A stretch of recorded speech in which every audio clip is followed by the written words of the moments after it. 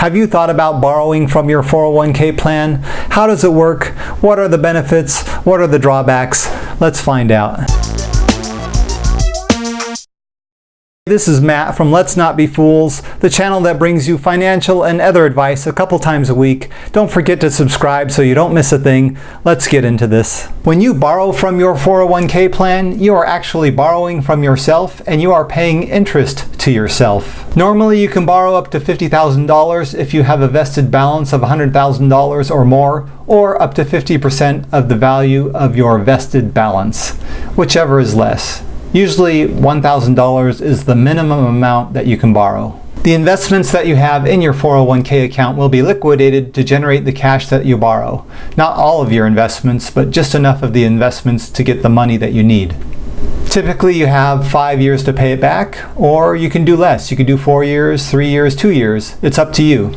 The process is pretty easy. You apply for a loan to the 401k custodian. They usually approve it pretty quickly. They'll mail you a check or electronically transfer it to your bank, and then you have the money and you make monthly payments back via payroll deductions from your paycheck. So the pros of borrowing from a 401k plan, it's pretty convenient and quick. It usually only takes a few days for them to process the paperwork and get the money to you. The administration fee is pretty low, probably less than $100. There are no credit checks required, so there will be no impact to your credit score. The interest rate that you'll pay to yourself is usually lower than a personal loan or a credit card interest rate. The interest rate itself is established by the 401k custodian, so they establish what interest rate you're going to pay yourself. Again, you're paying interest to yourself and not to somebody else. And usually you get to choose which 401k investments you get to liquidate to get the money.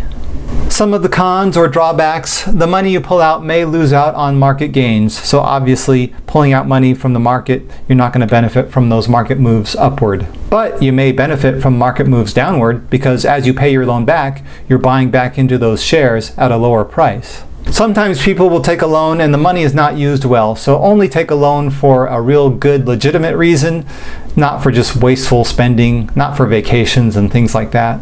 It's important to know that if you leave or lose your job, you have 60 days to pay the amount back in full, or that balance may be subject to income taxes plus a penalty for early withdrawal.